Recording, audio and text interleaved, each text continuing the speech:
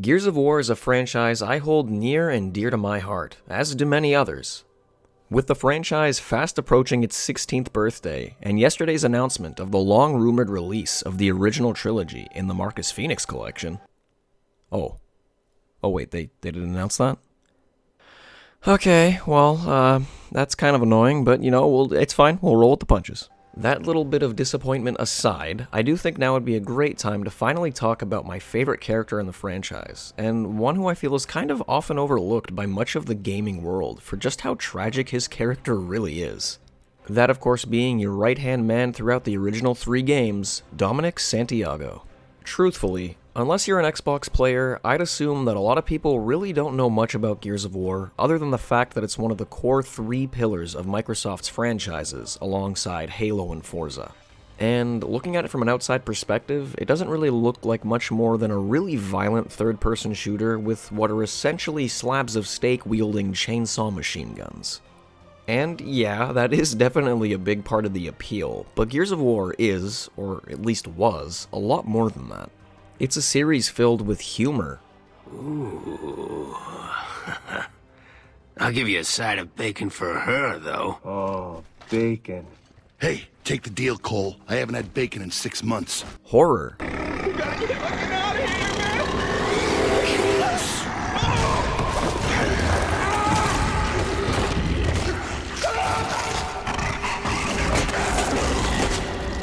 Oh my god. Amazing set pieces.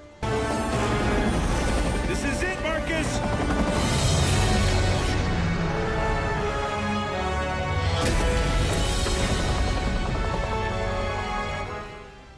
Iconic characters. All right, this'll go faster if we split up. Cole, Baird, you head that way. We'll head right. Radio us when you find an entrance. Oh man, I don't know. That sounds like a bad idea. I'll be sure to take that under advisement, Cole. Now move it. Yes, sir! Come on, Cole. Let's move. Damn, Marcus. You'll get over it. Fantastic music.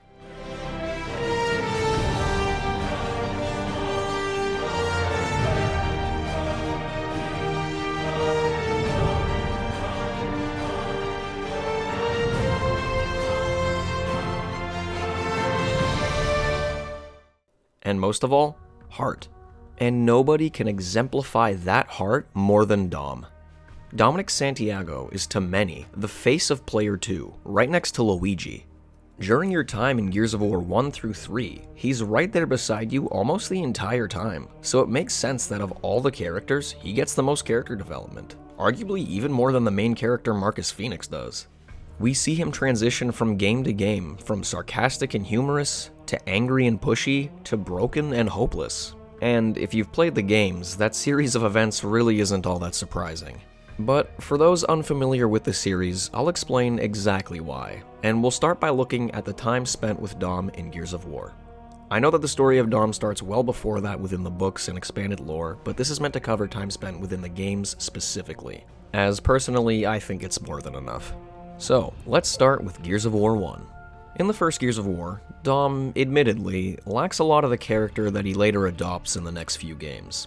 Frankly, while I do love the first Gears of War with all my heart, much of the character from that game comes from its quite frightening atmosphere and tone. Characters do have personality traits, but they're all pretty stereotypical and exaggerated. It's clear that the more refined aspects of these characters just aren't quite here yet. They aren't cartoony by any means, aside from maybe Cole, but it almost feels like they're 80% of a complete character at this point, if that makes sense. And that isn't to say that there aren't great character moments peppered in here or there. They definitely do exist, and start off the greater story and character growth for each character in their own way. But overall, I think Gears 1's primary goal, aside from being a great game, was to set up the world of Gears of War above all else. And in that aspect, it definitely succeeds. The hints of what's to come later in the series for Dom specifically are here, albeit very briefly. That being his hunt for a very specific person. Dom doesn't really address it further here, nor does anyone else in the game. It's a very small part, and honestly, I wouldn't be surprised if most people missed it entirely their first time around. I know I did. What I didn't know is how important that one line and subsequent story would end up being for Dom and the Gears of War series as a whole. For more on that though, we need to move on to Gears of War 2. So, as I said, a lot of Dom's character isn't really represented or developed in the first Gears of War. Enough was there to give us enough of an idea of what to expect for Gears of War 2 though. What was not expected, however, was how central Dom would end up becoming to the identity and soul of Gears of War as a franchise, starting with this game. Gears of War 2 is easily the darkest and saddest game in the series. Everyone and everything is better in Gears of War 2. It is up there with Assassin's Creed 2 and Halo 2 as one of the greatest video game sequels ever made. So, for Dom to be the face of the game is a big deal, and there has to be a good reason for it. Well, in Gears 2, we finally learn who Dom is looking for, along with a lot more about him as a whole. We discover that Dom has been looking for his wife, Maria Santiago, and, well, it's not going so great. Dom is much angrier in this game than the last. It's kinda jarring at first, but understandable. At this point in the war is going horrendously for humanity, as they're basically on the verge of extinction. Their last stronghold, the city of Jacinto, is under siege, and the only lead on his wife giving Dom hope has just gone dead. Meaning after years of searching, he is once again back to square one. The mood and atmosphere of Gears 2 does not improve either. Things really do just go from bad to worse in this game. We learn later, while Dom is having a dream, that he and Maria in fact have 2 children, and considering he isn't looking for them at all, it can be immediately assumed that they are already long dead. And while it's not mentioned here, Dom also did have an older brother who was killed. So, that's not fun either. This is how we learn that Maria is the only family Dom has left, and as I'm sure anyone can understand, the urge to protect and be with family is often very strong. Dom makes it clear as the game goes on just how much Maria means to him. She is literally the only reason he has to fight. Damn it.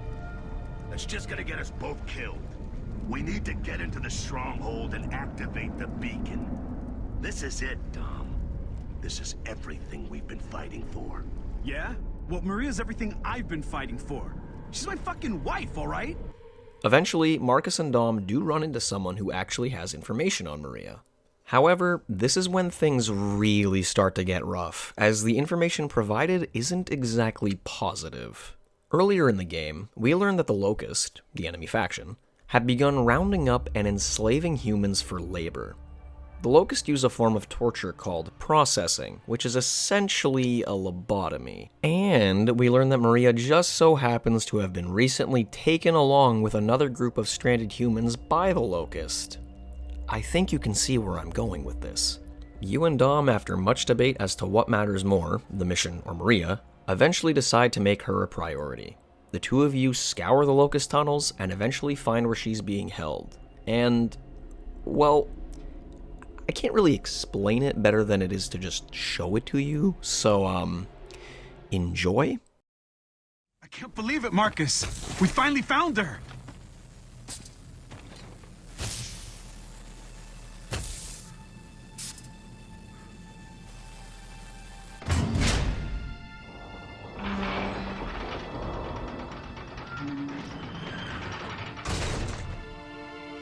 Maria. Maria.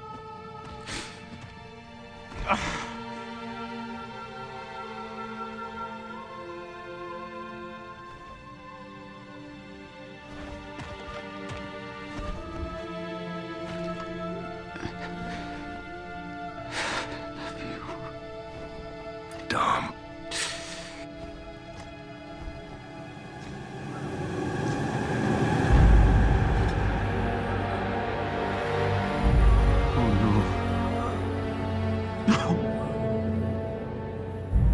No. No, baby. No. What did they do to you?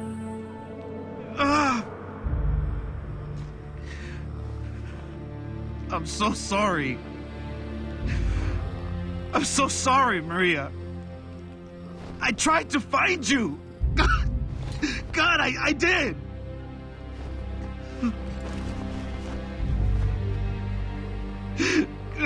Please, no. Maria. God! God damn it, it's me, Dominic! It's Dominic! Marcus, I don't know what to do. I don't know what to do, man. No. It's okay.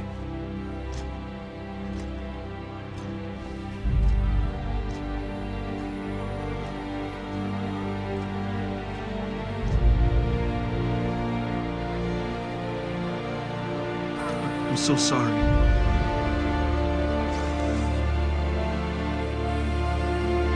I'm so sorry, Maria.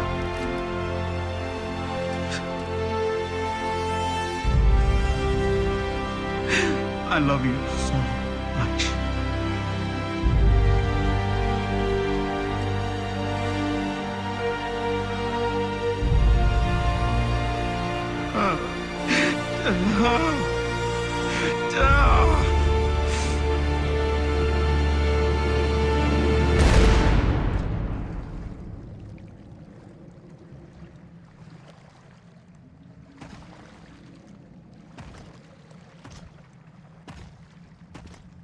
Yeah, that was not fun. Now, anybody who's ever loved somebody, which means basically everybody, can understand that doing that to somebody, especially if they are that somebody you love, would be rough on anybody. You get it? Seriously though. The only game with a comparably awful scene to watch, and actually the only one I would say is worse than this, is when Clementine has to kill Lee at the end of The Walking Dead. Scenes that are talked about all the time, such as the beginning of The Last of Us, are, yes, very, very sad.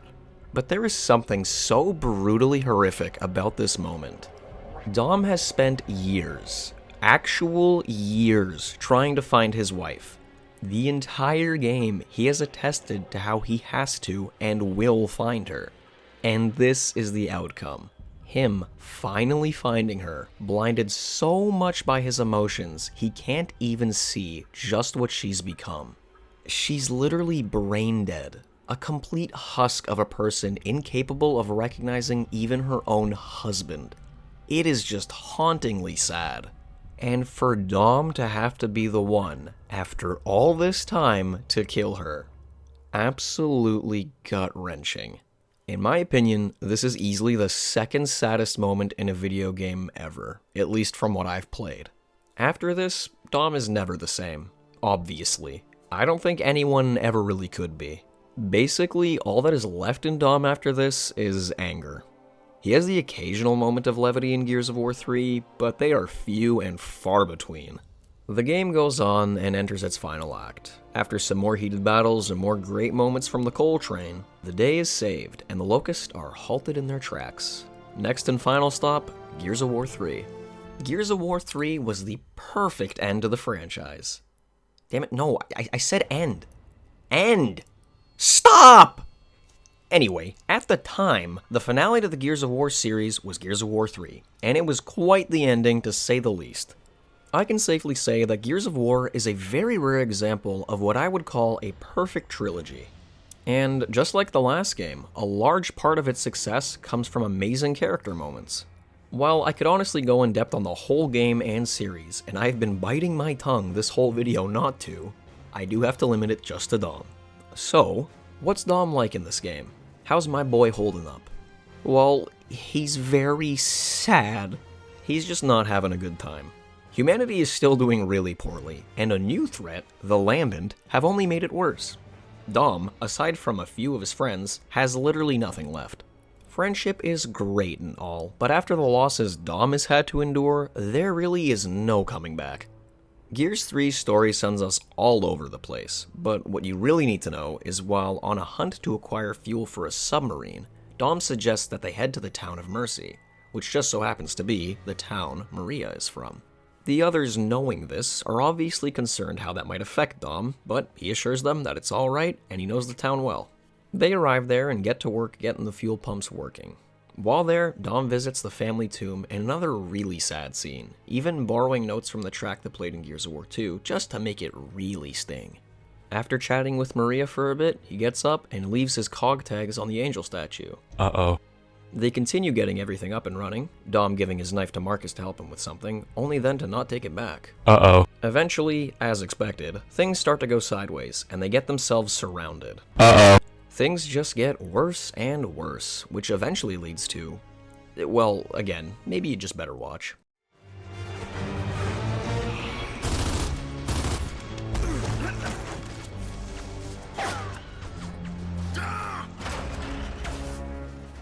Get out of there! Jump!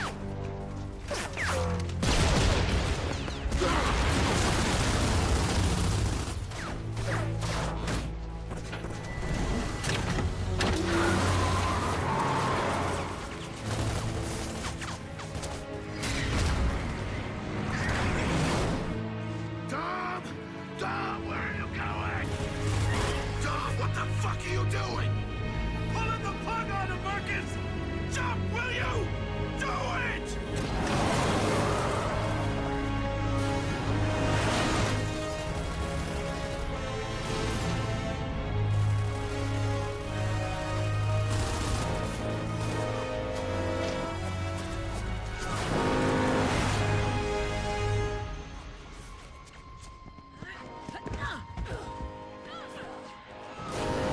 Never thought it would end like this, huh?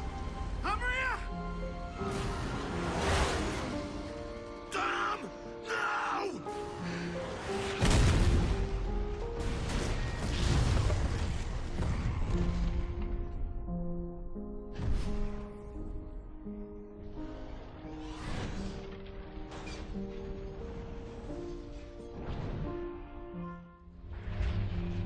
Marcus! He's gone! He's gone! There's nothing you can do! Stop Get it! off me! God Stop damn it! Let me get him out of there!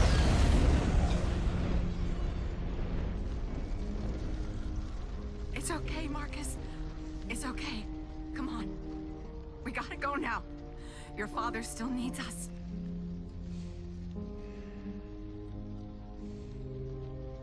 Dom.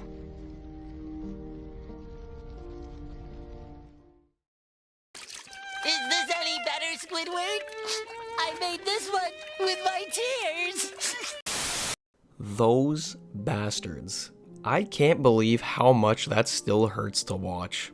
They even use the song Mad World for the background music. You know, the same song they use in the original and very famous Gears 1 trailer. Just brutal. A gut punch to not only the entire fanbase, but especially those playing as Player 2 since the first Gears game. Now you have to spend the rest of the game hopping around as Clayton Carmine. Although, to be fair, Clayton is a cool dude, so it's not that big a deal, but still. Dom goes out like an absolute legend, saving all his friends in the process. I do think the scene in Gears 2 is much harder to sit and endure, but I mean, the scene is still not exactly one I would put on while I sit down to eat lunch or something. Dom's story admittedly had come to an endpoint, and I can't think of anything more fitting for him at the end of the day. There's actually a great YouTube comment from the video of Dom killing Maria explaining it perfectly. That, while yes, Dom does die in this scene, he really died the moment he had to shoot himself in the heart in Gears 2. Also, fun fact, I have the top comment on that video on an alt account. So yeah, Dom didn't really have the best life. Most, if not all of it, was spent during times of war, with family and friends dying around him constantly. I genuinely feel he, as a character in the history of gaming, is overlooked far too much, and really wish more people would mention him, and the amount of heart he brought to the Gears of War franchise as a whole. I feel lately Gears of War has really lost much of its identity, but if they can somehow recapture the magic they had with Dom, it would help at least a little bit. That's all for today, everybody. I really hope you enjoyed, and if you did, please don't forget to like and subscribe. It really helps, and it's free. I'm really trying to hit 1,500 subs by the end of the month, so let's see if we can make it happen. But yeah, that's it. I'll see you all in the next one. Peace.